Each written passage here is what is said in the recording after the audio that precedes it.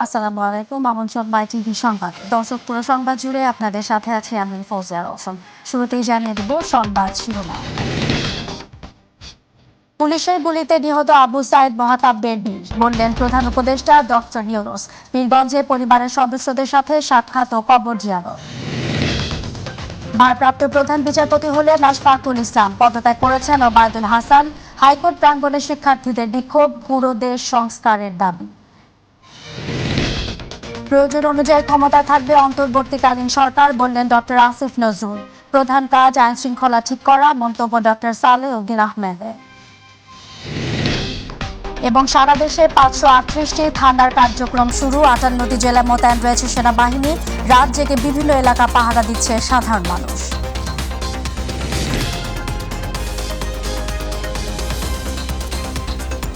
দর্শক, এতক্ষণ শুনছিলেন শিরোনাম, এবার চলে যাব বিস্তারিত সংবাদে। মহাকাব্যের যে বীর গাথা থাকে, আবু সাইদ সেই বীরত্বের প্রতীক বলে মন্তব্য করেছেন অন্তর্বর্তীকালীন সরকারের প্রধান উপদেষ্টা অধ্যাপক ডক্টর মোহাম্মদ ইউনূস। সকালে রংপুরের পীরগঞ্জে কোটা সংস্কার আন্দোলনে পুলিশের গুলিতে নিহত বেগম রোকেয়া বিশ্ববিদ্যালয়ের শিক্ষার্থী আবু সাইদের কবর জিয়ারত করে তিনি একথা বলেন। এছাড়া আবু সাইদের পরিবারের সদস্যদের সাথেও কথা বলেন ডক্টর ইউনূস। প্রতিনিধি মাহমুদুল হাসানকে সাথে নিয়ে আতিকুর রহমান তিতাসের রিপোর্ট। কোটা সংস্কার আন্দোলনে পুলিশের গুলিতে নিহত বেগম রোকেয়া বিশ্ববিদ্যালয়ের শিক্ষার্থী আবু সাইদের কবর জিয়ারত করেছেন অন্তর্বর্তীকালীন সরকারের প্রধান উপদেষ্টা অধ্যাপক ডক্টর মোহাম্মদ ইউনূস। শনিবার সকাল 11টার দিকে পীরগঞ্জের জাফরপাড়া বাবনপুর গ্রামে পৌঁছান তিনি। কবর জিয়ারতের পর আবু সাইদের পরিবারের সদস্যদের সঙ্গে কথা বলেন ডক্টর ইউনূস। তিনি আবু সাইদের পরিবারের সদস্যদের কথাও শোনেন। এক পর্যায়ে আবেগ আপ্লুত হয়ে পড়েন তিনি। এ সময় বৈষম্য বিরোধী ছাত্র আন্দোলনের অন্যতম সমন্বয়ক সার্জিস আলম সহ উপদেষ্টা মোহাম্মদ নাহিদ ইসলাম ও আসিফ মাহমুদ সজীব ভুইয়া উপস্থিত ছিলেন। পরে ডক্টর ইউনূস এলাকাবাসীর উদ্দেশ্যে কথা বলেন। তিনি বলেন, আবু সাইদ যেন এক মহাকাব্যের নাম, তার বীরত্বগাথা বাংলাদেশের ইতিহাসে উজ্জ্বল হয়ে থাকবে। এই জায়গাটা হলো এটা মহাকাব্যের জায়গা। মহাকাব্যের যে বীর গাথা শুনেন, এই ভাই ধাক্কা দিয়েন না। বীর গাথার যে বীর থাকে, এই সেই বীর এটা নিয়ে যুগে যুগে লেখালেখি হবে, স্মরণ করবে এই লোককে। এই যে এখানে মাটির তলে শুয়ে আছে, সে সারা জাতির জন্য, ন্যায়ের জন্য, মুক্তির জন্য বুক খুলে দাঁড়িয়েছে। ছবি দেখলে বিশ্বাস করা যায় না, একটা মানুষ, একটা ছেলে বন্দুকের সামনে হাত উঠাইয়া দাঁড়াইয়া আছে। এরপর বেগম রোকেয়া বিশ্ববিদ্যালয়ে গিয়ে শিক্ষক শিক্ষার্থীদের সঙ্গে মতবিনিময় করেন ডক্টর ইউনূস। বলেন, এখন বিশ্ব জয় করার সময়, আটকানোর সময় নয়। এই যে গেলাম পীরগঞ্জে গেলাম, এখন অবাক লাগলো, ছবি তুলতেছে মহিলারা ছাদের উপরে দাঁড়ায় ভিডিও করতেছে। চিন্তা করতে পারে, ঘরের থেকে বেরোতে না মহিলারা। আচ্ছা, এই যে পরিবর্তন, এই যে যন্ত্রটা তোমার হাতে চলে এসছে, এখন বিশ্ব জয় করার সময়, এখানে আটকানোর সময় না। দুর্ভাগ্য আমরা আটকে ফেলেছি। গত 16 জুলাই কোটা সংস্কার আন্দোলন চলাকালে বেগম রোকেয়া বিশ্ববিদ্যালয় সংলগ্ন পার্ক মোড়ে পুলিশের গুলিতে নিহত হন আবু সাইদ। পরদিন 17 জুলাই তাকে গ্রামের বাড়িতে দাফন করা হয়। আতিকুর রহমান তিতাস, মাই টিভি। সুপ্রিম কোর্টের আপিল বিভাগের বিচারপতি আশফাকুল ইসলাম ভারপ্রাপ্ত প্রধান বিচারপতি হিসেবে দায়িত্ব গ্রহণ করছেন। শিক্ষার্থীদের বিক্ষোভের মুখে প্রধান বিচারপতি ওবায়দুল হাসান দুপুর 2:30টার দিকে আইন মন্ত্রণালয়ে পদত্যাগপত্র জমা দেন। এরপর এ সংক্রান্ত প্রজ্ঞাপন জারি করা হয়। এদিকে অন্তর্বর্তীকালীন সরকার গঠনে ডক্ট্রিন অফ নেসেসিটি তত্ত্বের উত্তম প্রয়োগ করা হয়েছে। এখানে সাংবিধানিক কোনো ব্যত্যয় ঘটেনি বলে মন্তব্য করেছেন অ্যাটর্নি জেনারেল অ্যাডভোকেট আসাদুজ্জামান। দুপুরে সুপ্রিম কোর্টের সাংবাদিকদের সাথে আলাপকালে কথা বলেন তিনি। বাংলাদেশের রাষ্ট্রের প্রধান আইন কর্মকর্তা হিসেবে মনে করি অতি দ্রুত বাংলাদেশ সুপ্রিম কোর্ট ফাংশনাল হওয়া উচিত, যেখানে মানুষের অধিকার প্রতিষ্ঠার জন্য সর্বোচ্চ ব্যবস্থা গ্রহণ করা হবে, যেখানে মানুষের বিরুদ্ধে আর কোনো খুন গুম হবে না, যেখানে মানুষের আর রক্ত ঝরবে না, যেখানে আর কোনো মুগ্ধ বা আবু সাইদকে নিয়ে আমাদের পোস্টার করতে হবে না, যেখানে বাংলাদেশের ফায়াজকে নিয়ে পোস্টার করতে হবে না, নিরীহ কেউ যেখানে মারা যাবেন না। এটা হলো আমার কথা। সংবিধান আছে, সাংবিধানিকভাবে এখন পর্যন্ত যা হচ্ছে সব সাংবিধানিকভাবেই হয়েছে। ইভেন আমাদের ওনারাই অ্যাপেলেট ডিভিশন বসে মতামত দিয়েছেন যে প্রক্রিয়ায় সরকার গঠন হয়েছে এই প্রক্রিয়ায় সরকার গঠনটা সম্পূর্ণ বৈধ। এর আগে সকালে হঠাৎ করে ভার্চুয়াল ফুল কোর্ট সভা ডাকা হয়। এই খবর ছড়িয়ে পড়লে বৈষম্য বিরোধী ছাত্র আন্দোলনের ব্যানারে ঢাকা বিশ্ববিদ্যালয়ে জড়ো হন শিক্ষার্থীরা। সুশৃঙ্খলভাবে মিছিল নিয়ে হাইকোর্টে প্রবেশ করেন তারা। মুহূর্তের মধ্যে বিভিন্ন স্কুল, কলেজ ও বিশ্ববিদ্যালয়ের শিক্ষার্থীরা উপস্থিত হন সেখানে।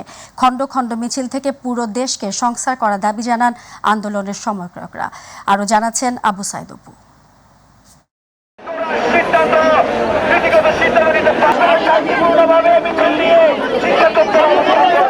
বৈষম্য বিরোধী যে ছাত্র আন্দোলন তাদের একটাই দাবি, তারা শুধু কোঠা আন্দোলনের পিছনে ছিলেন না, রাষ্ট্র সংস্কারের পিছনে কিন্তু তাদের অনেক বড় ভূমিকা রয়েছে। আজকে আপনারা যে মাঠে নেমেছেন এর মূল আসলে দাবিটা কি ছিল আপনাদের?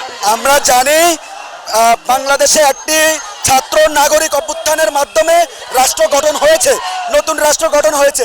এই রাষ্ট্রকে কার্যক্রম ব্যাঘাত করানোর জন্য কিছু কুচক্রী মহল প্রধান বিচারপতিকে নিয়ে তারা একটি ফুল কোর্ট মিটিং ডেকেছে। যেই মিটিংয়ের প্রধান উদ্দেশ্য ছিল এই রাষ্ট্র ব্যবস্থাকে তারা ধ্বংস করে দিবে।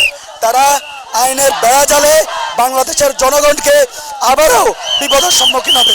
আমরা ইতিমধ্যে দাবি তুলেছি, আমরা এখানে ছাত্র সমাজ, ছাত্র জনতা এই সুপ্রিম কোর্টে এসে তাদের কুকে আমরা বানচাল করে দিয়েছি।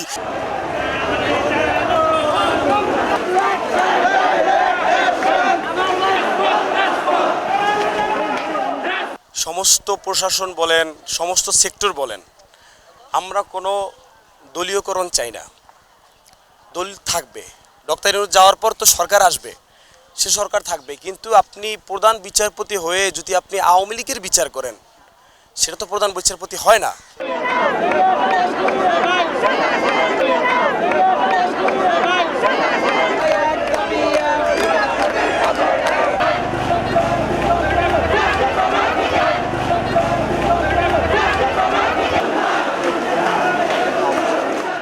আমরা চাই এই যে খুনি হাসিনার দালাল প্রধান বিচারপতি সে যাতে এই পদে আর থাকতে না পারে।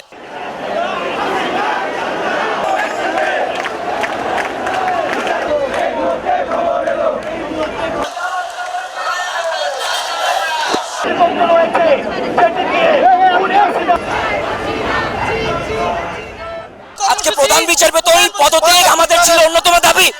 ইতিমধ্যেই আমরা সংবাদ পেয়েছি বিচারপতি পদত্যাগ করেছে। এখন একই সাথে প্রশাসনে যত স্বৈরাচার আছে সকল স্বৈরাচারকে এই স্বাধীন বাংলা ছাড়তে হবে। আবু সাইদ অপু, মাই টিভি, ঢাকা।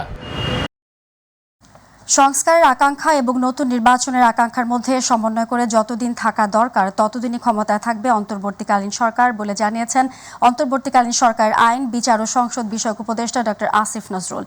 আর অর্থ পরিকল্পনা মন্ত্রণালয়ের দায়িত্বে থাকা উপদেষ্টা ডক্টর সালেহ উদ্দিন আহমেদ বলেন, এখন প্রধান কাজ আইন শৃঙ্খলা ঠিক করা। সচিবালয়ের প্রথম কর্মদিবসে তারা এসব কথা বলেন। বিস্তারিত রয়েছে সাইদুর রহমান আবিরের রিপোর্টে।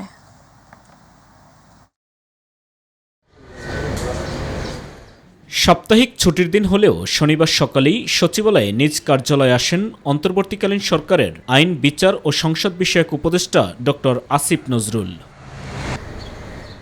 এ সময় আইন ও বিচার বিভাগের সচিব গোলাম সরোয়ার এবং লেজিসলেটিভ ও সংসদ বিভাগের সচিব হাফিজ আহমেদ চৌধুরী সহ অন্যান্য কর্মকর্তারা আসিফ নজরুলকে অভ্যর্থনা জানান। পরিচিতি পর্ব শেষে ডক্টর আসিফ নজরুল গণমাধ্যমকে জানান, সংস্কারের আকাঙ্ক্ষা এবং নতুন নির্বাচনের আকাঙ্ক্ষার মধ্যে সমন্বয় করে যতদিন থাকা দরকার ততদিনই ক্ষমতায় থাকবে অন্তর্বর্তীকালীন সরকার। রাজনৈতিক দলগুলোর প্রত্যাশা থাকবে যে যত তাড়াতাড়ি সম্ভব নির্বাচন, আবার এই দেশে সাধারণ মানুষের যে সংস্কার আকাঙ্ক্ষা সেখান থেকে প্রত্যাশা থাকবে এই সরকার যেন জরুরি কিছু সংস্কার করে যায়। কিন্তু পুরা সিস্টেমটা এমনভাবে দাঁড় করিয়েছিল যে এগুলি আপনার ভিন্নমত পোষণকারী মানুষ, মৌলিক অধিকার চর্চাকারী মানুষের জন্য এই প্রতিষ্ঠানগুলো একটা আতঙ্কে পরিণত হয়েছিল। তো এই সংস্কারের আকাঙ্ক্ষা মানুষে আছে। সংস্কারের আকাঙ্ক্ষা এবং নতুন নির্বাচনের আকাঙ্ক্ষার মধ্যে সমন্বয় করে যেটা যতদিন থাকা দরকার ততদিনই আমরা থাকবো, বেশিও না কমও না। শনিবার নিজ কার্যালয়ে অফিস করেছেন শিল্প উপদেষ্টা আদিলুর রহমান খান। মন্ত্রণালয়ের সম্মেলন কক্ষে সচিব সহ অন্যান্য কর্মকর্তাদের সঙ্গে বৈঠকে বসেন তিনি। বৈঠক শেষে শিল্প উপদেষ্টা বলেন, শিল্পক্ষেত্রটি তার জন্য চ্যালেঞ্জিং, তবে কোনো ধরনের দুর্নীতিকে প্রশ্রয় দেওয়া হবে না বলেও জানান তিনি। এত মানুষের রক্তের উপর দিয়ে আমরা দায়িত্বে এসেছি, এখানে দুর্নীতির ব্যাপারে তো আমাদের কঠোর হওয়া ছাড়া আর কোনো উপায় নাই। অত্যন্ত কঠোর অবস্থানে থেকে আমরা এই গণ আন্দোলনে ছাত্র জনতার যে ম্যান্ডেট, এইটা নিয়ে এই আমাদের যেটুকু সময় ডেফিনেটলি চ্যালেঞ্জিং, দেখি কতটুকু করা যায়। এদিকে দুপুরে সচিবালয়ে সাংবাদিকদের সাথে কথা বলেন অন্তর্বর্তীকালীন সরকারের অর্থ ও পরিকল্পনা মন্ত্রণালয়ের দায়িত্বে থাকা উপদেষ্টা ডক্টর সালেউদ্দিন আহমেদ। তিনি বলেন, এখন সবার প্রধান কাজ আইন শৃঙ্খলা ঠিক করা, পর্যাপ্ত নিরাপত্তা নিশ্চিত করে ব্যাংকগুলো চালু করতে হবে। দ্রুত ইমিডিয়েট সমস্যাগুলি সমাধান করেন না এবং সামনে এগিয়ে যাওয়ার জন্য আমরা একটা মসৃণ পথ করে যাব।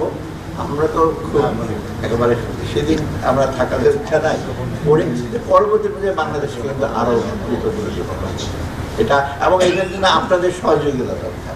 সাইদুর রহমান আবির, মাই টিভি, ঢাকা।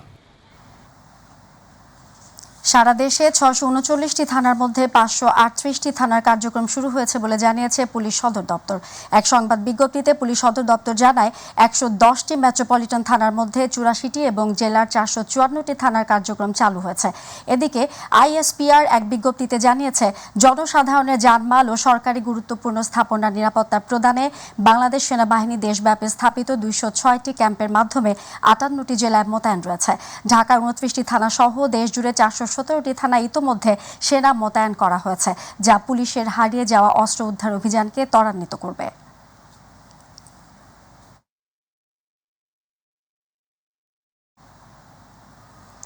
রাজধানীর বিভিন্ন স্থানে বেড়েছে চুরি, ডাকাতি ও ছিনতাই। রাত যত গভীর হয় ততই নগরবাসীর মনে নেমে আসে বিভীষিকা। এর ফলে মহল্লায় মহল্লায় গড়ে তোলা হয়েছে ডাকাত ও সন্ত্রাস বিরোধী কমিটিও। রাজীব হোসেনের ক্যামেরায় আবু সাইদ দুপুর আরও একটি রিপোর্ট। রাত যত গভীর হয় ততই রাজধানীসহ সারা দেশের প্রতিটি পাড়া মহল্লায় লাঠি সোটা নিয়ে অবস্থান নেয় নগরবাসী, যা এই চিত্র দেখলেই অনেকটা অনুধাবন করা সম্ভব। সাম্প্রতিক সময়ে বিভিন্ন ঘটনাকে কেন্দ্র করে রাজধানীতে ব্যাপকভাবে ডাকাতি ও ছিনতাইয়ের খবর ছড়িয়ে পড়তে থাকে, ফলে ঢাকা হয়ে ওঠে আতঙ্ক ও অনিশ্চয়তার নগরী। রাজধানীর অলিগলিতে এখন ডাকাত আতঙ্ক, যদিও এর মধ্যে বেশ কয়েকজনকে গণপিটুনি দিয়ে সেনাবাহিনী হাতে তুলে দিয়েছে সাধারণ মানুষ। আমাদের প্রতিটা মোড়ে মোড়ে আমাদের ভাই বোন সবাই একসাথে আমরা পাহারা দিচ্ছি, যুব সমাজ মিলে রাতে পাহারা দিচ্ছি এলাকার নিরাপত্তার জন্য। আর এদিকে শুধু পাড়া মহল্লাবাসী নয়, শিক্ষার্থীরাও রাত জেগে পাহারা দেন ডাকাত ঠেকাতে। তারা বলছেন, ছাত্রদের এই আন্দোলনকে কলঙ্কিত করতেই একটি মহল মাঠে নেমে এসব অপকর্ম করছে। ছেলেপেলে রাত জেগে তারা দেখা যাচ্ছে কয়েকজন মিলে একজন পাহারা দেওয়ার মতো করতেছে, যাতে এই অরাজকতাগুলো সৃষ্টি না হয়, ডাকাতি যেন না করে তার জন্য করছে, মানে ওই সবাই রাত জেগে পাহারা দিচ্ছি। ডাকাতগুলো তো বিএনপিও না, জামাত না, ছাত্রও না। যারা দুর্বৃত্ত আছে তাদের ঠেকানোর জন্য রাত 12টা থেকে ভোর 5টা পর্যন্ত এই আমরা অনবরত টহল দিয়ে চলছি। রাতের আধারে দুর্বৃত্তদের ডাকাতি ঠেকাতে পাড়ায় পাড়ায় মহল্লায় মহল্লায় রাতভর পাহারা দিচ্ছেন নগরবাসী। তাদের প্রত্যাশা একটাই, এই বিশৃঙ্খলা থেকে তারা পরিত্রাণ পেতে চায়। সৌজাক এলাকা থেকে আবু সাইদ দুপুর, মাই টিভি, ঢাকা। নতুন শিক্ষা কারিকুলামের অধীনে সব কার্যক্রম স্থগিত করেছে জাতীয় শিক্ষাক্রম ও পাঠ্যপুস্তক বোর্ড এনসিটিবি। আজ এনসিটিবির চেয়ারম্যান প্রফেসর মোহাম্মদ ফরহাদুল ইসলাম এ তথ্য নিশ্চিত করেছেন। তিনি জানান, নতুন শিক্ষা কারিকুলামের অধীনে কর্মশালা, প্রশিক্ষণ, গবেষণা পরিমার্জন ও সংশোধন কাজ স্থগিত করা হয়েছে। 11 আগস্ট থেকে বগুড়ায় কর্মশালা শুরু হওয়ার কথা ছিল, সেটি স্থগিত করা হয়েছে।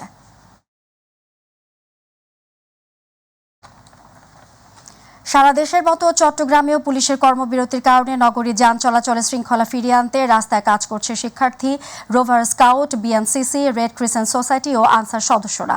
গত 2 দিন ধরে রাস্তা পরিষ্কারের কাজ করলেও ছাত্রছাত্রীরা আজ থেকে চট্টগ্রাম সিটি কর্পোরেশনের উদ্যোগে ময়লা পরিষ্কারের কাজ শুরু হয়েছে। চট্টগ্রাম থেকে মামুনুর রশিদের ক্যামেরায় নুরুল কবিরের রিপোর্ট, জানাচ্ছেন জুবাইর রহমান। চট্টগ্রাম নগরীর গুরুত্বপূর্ণ নিউ মার্কেট এবং টাইগার পাস মোড়ের চিত্র এটি, যেখানে যান চলাচলে শৃঙ্খলা ফিরিয়ে আনতে কাজ করছে ছাত্রছাত্রীরা।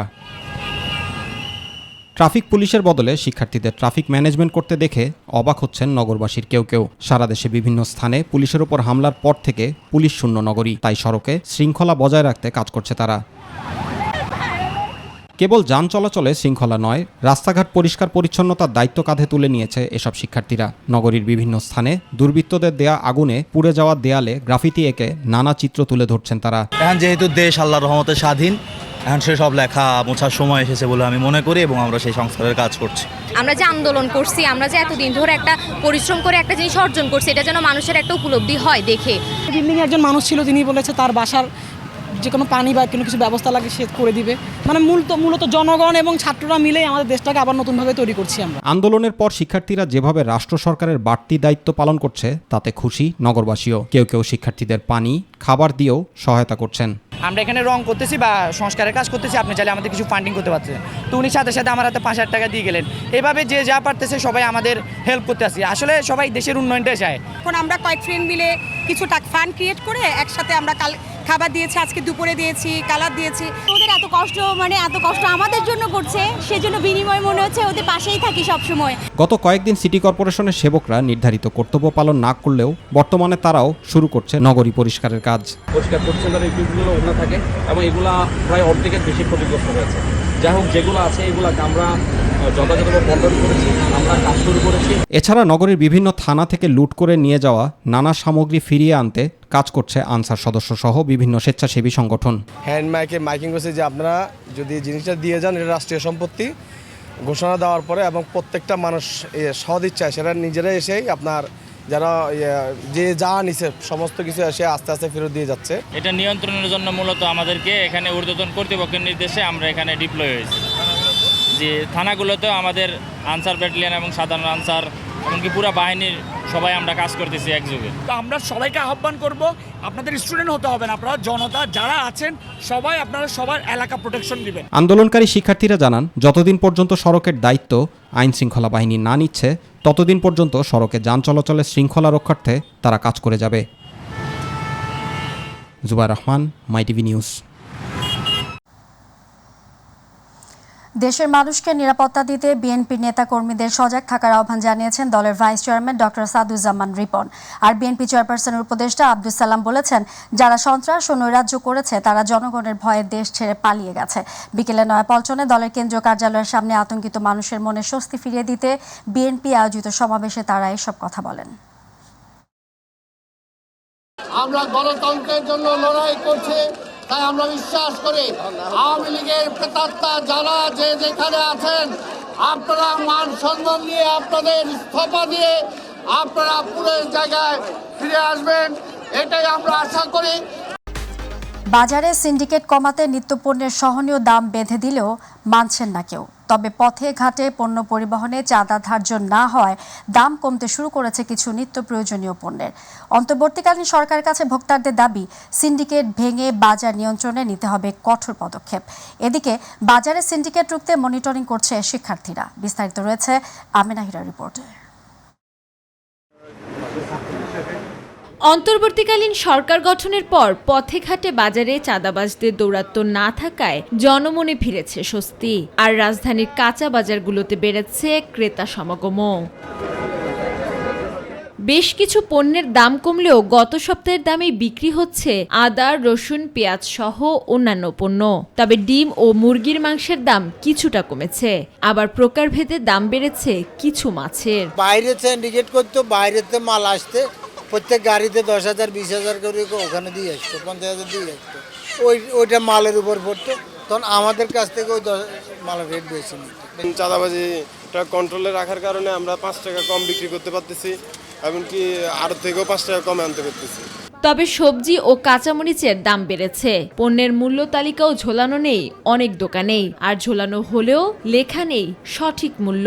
আমার থেকে যদি তারা 54 টাকা বা 52 টাকা কিনে নেয়, ওই বেটার অবশ্যই 60 টাকা বেচবো।